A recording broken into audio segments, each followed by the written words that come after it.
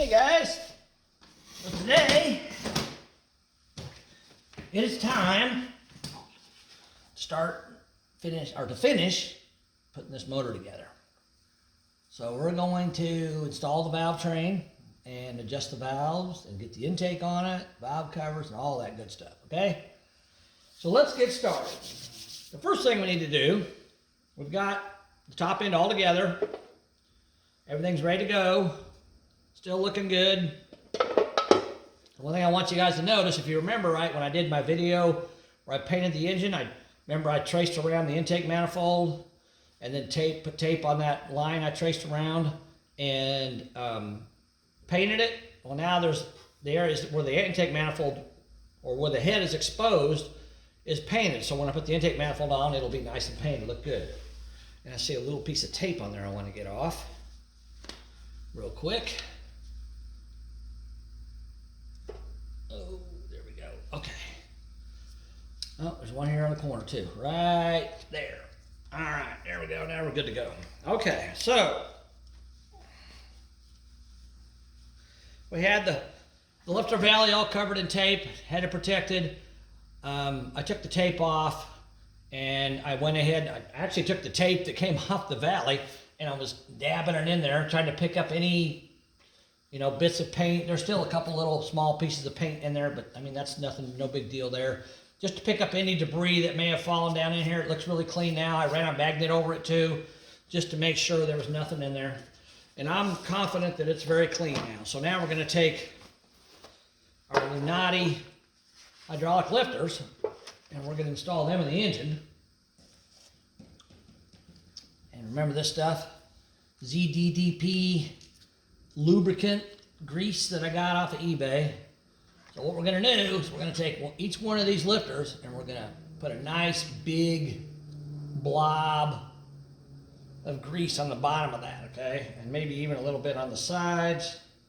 We got plenty here, we're not gonna run out, okay? And then we're gonna shove each one of those down in the lifter holes. If it'll go, it better go.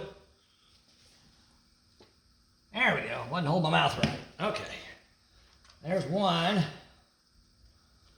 15 more to go, right? All right, get a nice big blob of grease on there. So this, remember, this grease is really thick and it's not gonna come off. It's gonna stick to these lifters. So it's gonna give me really good protection when I go to break this engine in. I think a lot of the problems people have when they're working on engines like this is you go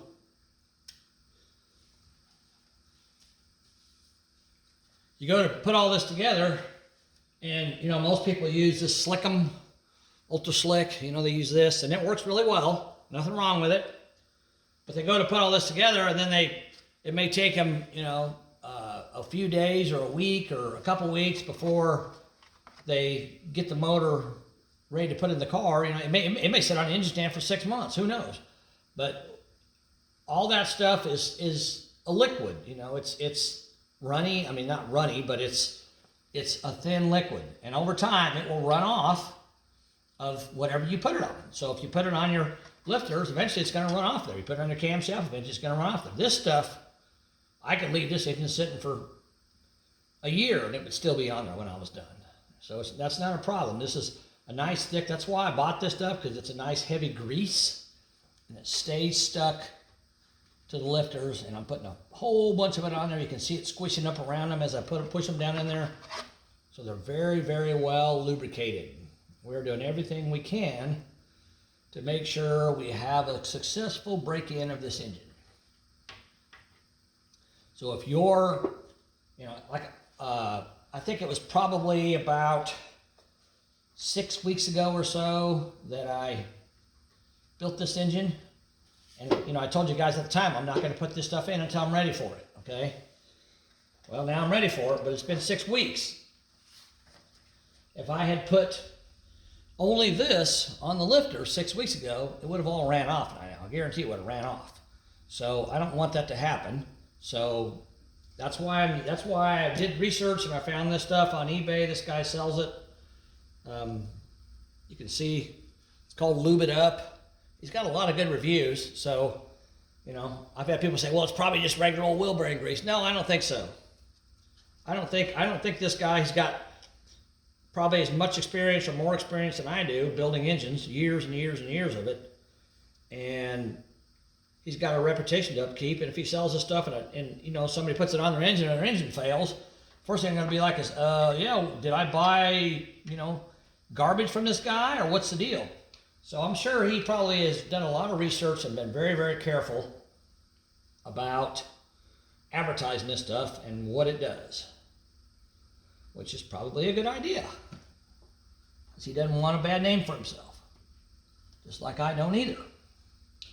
All right, we got those 8 in. Hold on a second. All right, I don't know. Well, you're not going to be able to really see me put the other 8 in, but I mean, it's not that big of a deal either. I'll zoom in for this portion so you can see a little better. All right. There we go. You don't need to see my mug anyhow. Remind me to zoom back out. I always forget to zoom back out when I zoom in. And you guys are like trying to figure out what I'm doing. Okay. So then we're going to take a nice big blob of grease on those. And I got number 1 timing mark set on the harmonic balance. It didn't have to be there, but that's where I put it. It was right next to it anyhow, so I just went ahead and put it there.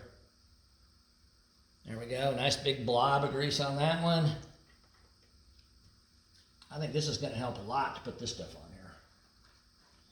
And I'll give you a close-up when we're done here. I'm about to lose my lifter box on the floor. I don't want to do that. I probably should call Lunati and talk to them about what their recommended procedures are for breaking in an engine. I don't know what it is. And I'm going to try something a little different this time when I break this engine in. Something I don't normally do, or haven't had to do, I should say. But with all the issues there are out there on the internet of people screaming about their camshafts failing and lifters failing, you got to do what you can to make sure that doesn't happen, right? All right, nice big blob of grease on that one. There's plenty of grease on these lifters. This is the big bucket. I think it cost me about $20, but you know what? A cam kit's a couple hundred, and if your cam fails, you know, you're talking tearing the engine down and rebuilding it again because you get metal all through the engine. You don't want that to happen, so it's definitely not a bad idea to do what you can to protect yourself, right? Another big blob of grease on that one. Now making sure I get a nice thick coat of it on the bottom of the lifter so that when it goes down and touches that cam lobe, it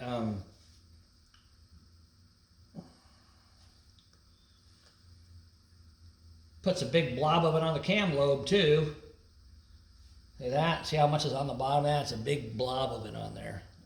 Nice big chunk. So when it goes down and rides on that cam, on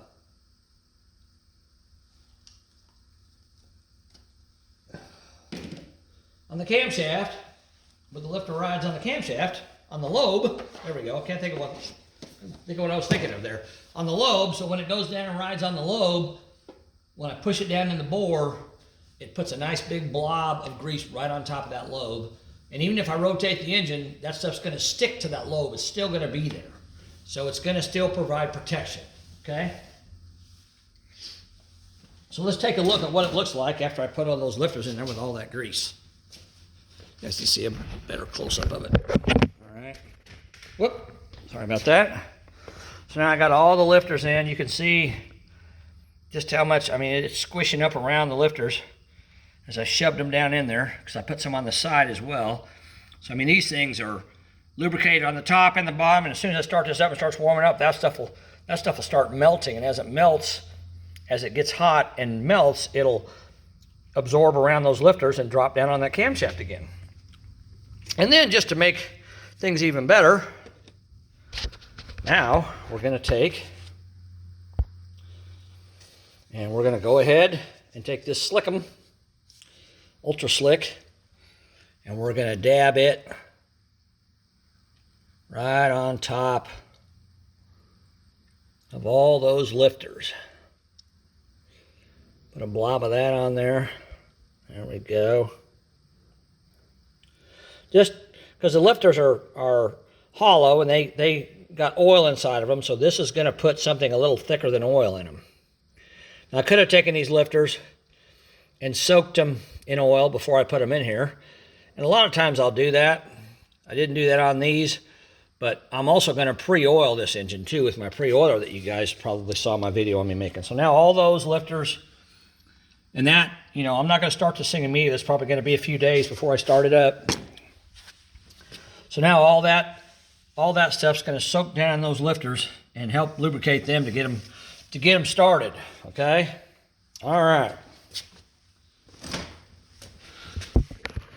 We got that. Okay. Now back out just a little bit so you can see what's going on. All right. Now we can take these beautiful Chevrolet script valve covers off because they've served their purpose. So we don't need them anymore. Let me put them out of the way over here.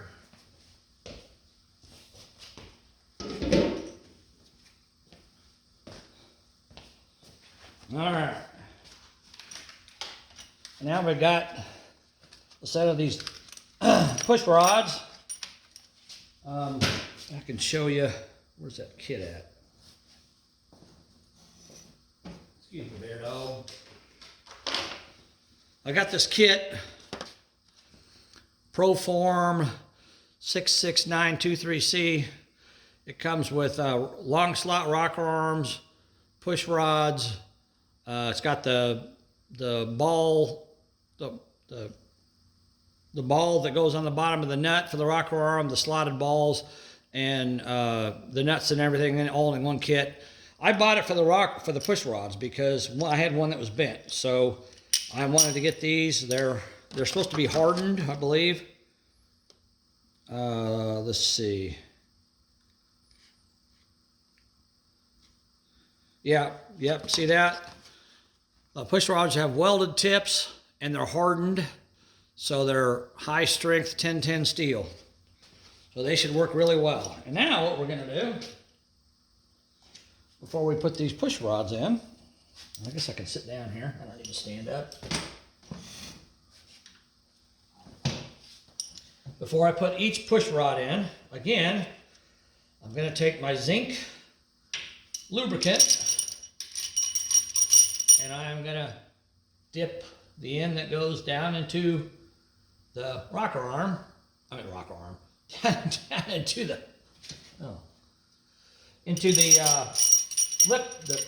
lifter.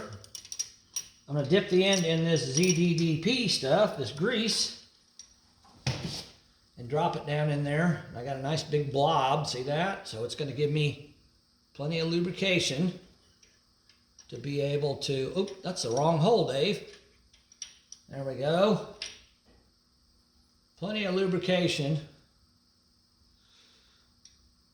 for these push rods and for the lifters. So not only are the lifters getting some of that slickum, they're also getting a big dose of this grease. There we go. Put that one in there.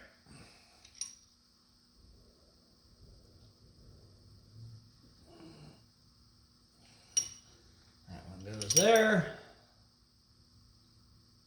All right. Two more on this side. There's one. Yeah. We got plenty of lubrication now going to that stuff. All right, gotta put the ones on this side in place. You can see as I drop it down through the hole, you can see a little bit of the grease comes off in the rocker arm hole because it's smaller, but there's still grease on on the tip. You want it mainly on the ball and the end of the rocker arm. On the end of the push rod, you want it on the ball and the end of the push rod. And you want to make sure you get your push rods into all your hydraulic lifters, because if you got one that's not in there and you go to put the intake manifold on, you don't notice it, it's not going to run very well when you go to start it up. So you want to make sure your push rods are going into the lifters. Just like that. All right. There we go. And we got two more back here. Last one. It's already got grease on it from all the other ones I've slopped in there. All right, big blob of grease on that one. Okay. There we go. And now I'm going to take my finger and I'm going to put a little bit of this grease on all of the rocker studs, just to said all this stuff's going to help. All this, as this stuff heats up, once the engine gets started and warms up, all this grease is going to warm up and it's going to begin to melt and mix with the oil, and it's going to lubricate the whole inside of the engine with this nice thick grease, along with all the other stuff I got to put in the engine to help it. This will help me put the rocker arms on easily. All right. Good to go. Beautiful. There we go. Put a little bit on the threads on each one of them.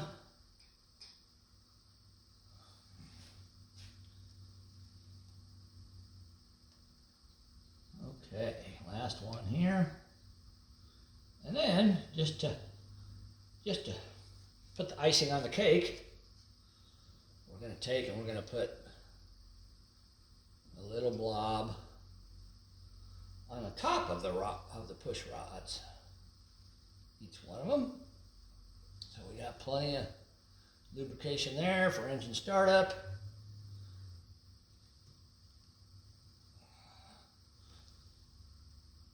There we go. Put a little more on that one. All right. Getting her all lubed up now, ain't we? Sure can't say this engine ain't gonna be well lubricated before it ever gets fired up, but this is what you need to do if you want your engine to survive. Unfortunately today, when I was some of you young whippersnappers' ages, we didn't have to worry about this. We buy a camshaft, slap it in there with some engine oil.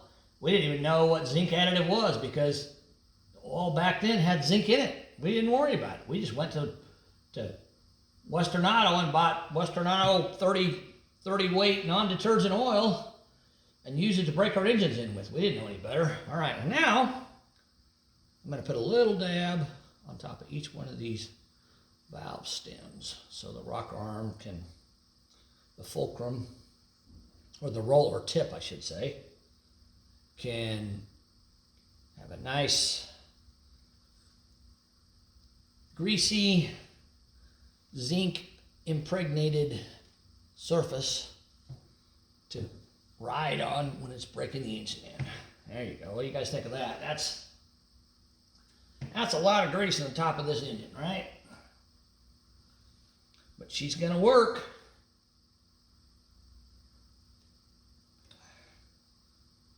She's gonna work. All right. We're running out of this grease. I've used almost this whole tub, but I don't mind. It's what we need to do in order to get this thing lubricated up. Okay.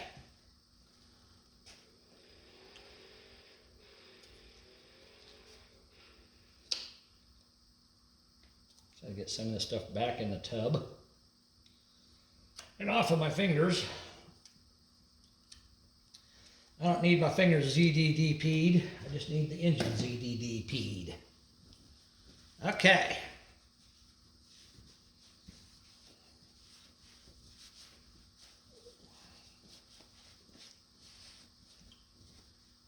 And since we got more of this, let's go ahead and go another round.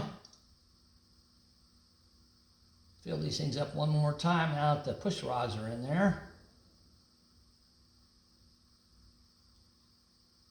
Put a nice, generous amount of slickum in there, right? You betcha.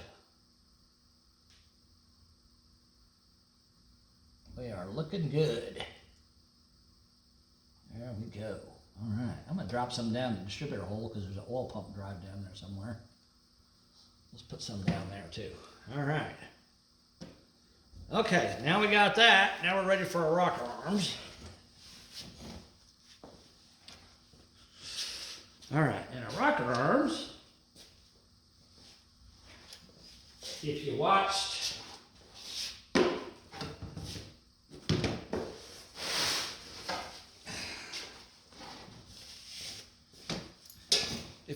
my unboxing video, you'd know what I got here. So hopefully you have watched it.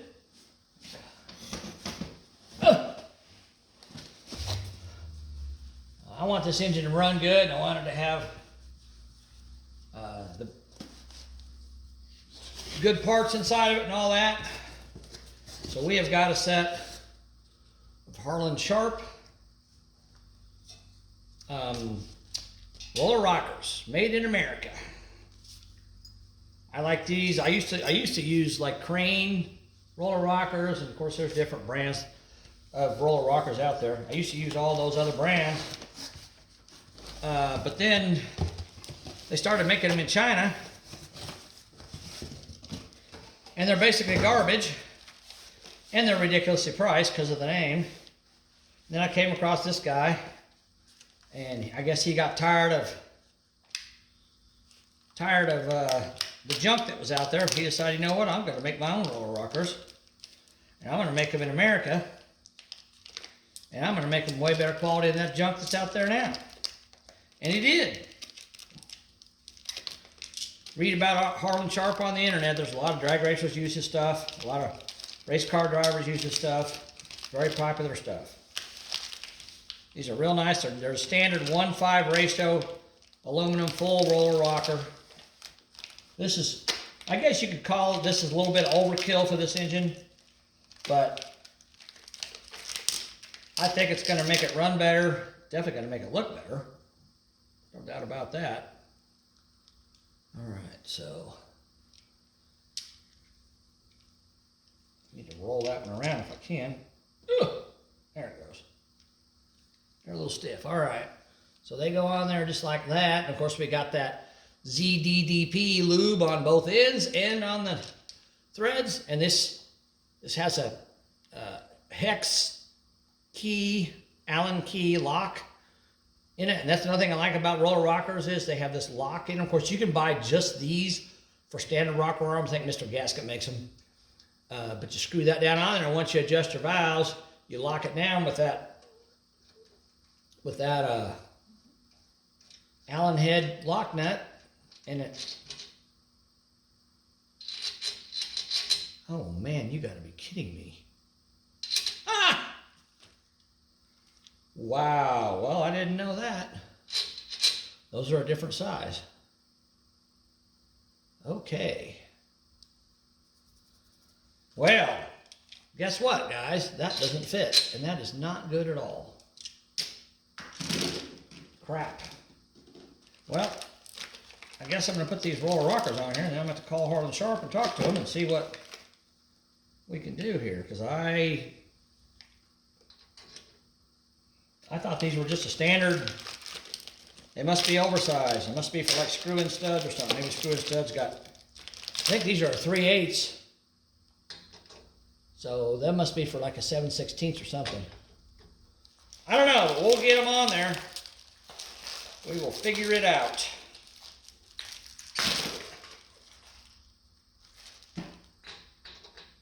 No big dealio.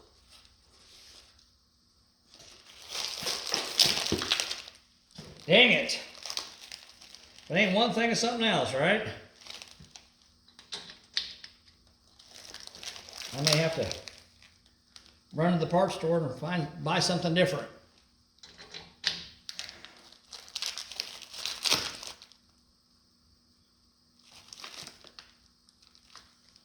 What in the world?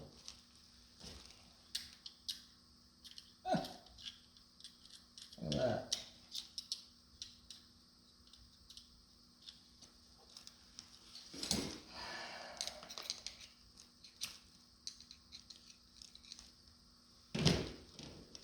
A little piece of metal in there from the punch in the hole in the steel, I guess. Good idea to check them. No big dealio. All right, there goes 8 on that side.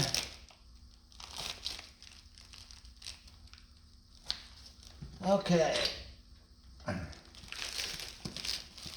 Dadgummit.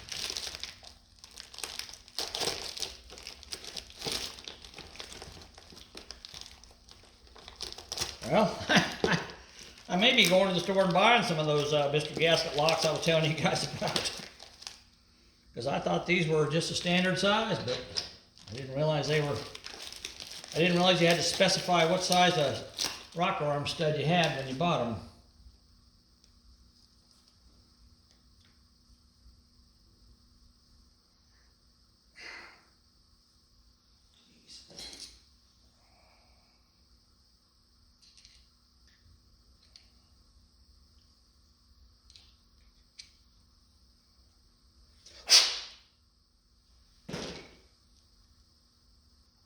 This inner roller here has got a machine surface there that the lock nut rides on, and then the other side's rounded. And this one here was turned around backwards, so you want to check that too and make sure they're correct.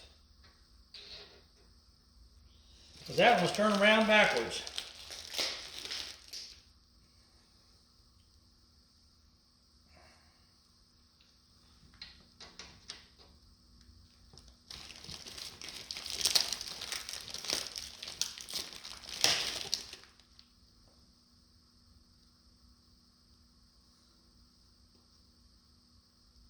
So is that one.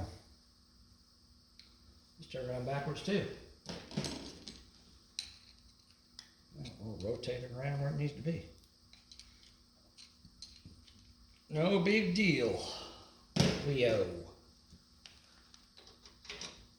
Okay.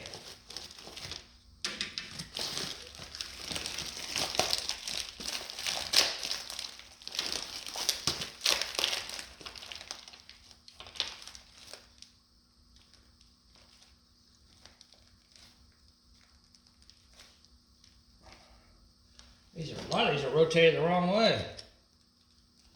Or at least partially rotated the wrong way.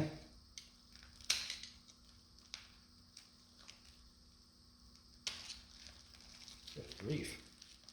You can tell they're new, they're pretty stiff. Oh, I missed one, didn't I? There we go.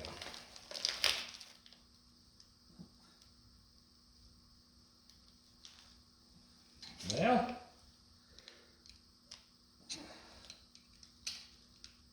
for some reason, all the ones on this side are rotated backwards. Said you got to pay attention. Well, that one's rotated the right way. No, actually it's not. It looked like it was till I went to move it. Alright. I guess I better check the other side too to make sure. That one there is rotated the right way. For the most part, anyhow. It's a little bit off, but at least the correct surface is facing up for the lock nut to go on. All right. And now we got 16 lock nuts we can't use because apparently they are made for bigger studs.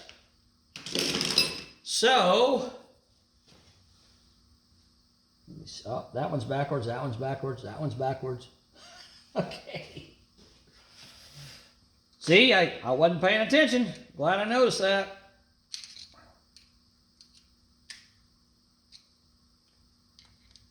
Good idea to pay attention to what you're doing. I would have noticed it eventually when I went to put the lock nuts on, they didn't fit.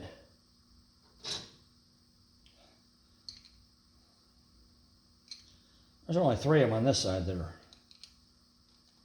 going the wrong way.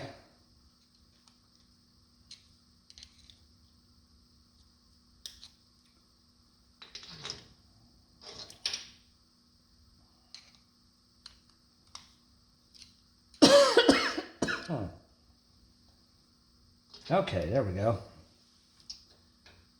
Yep. Okay. All right, they're all correct now.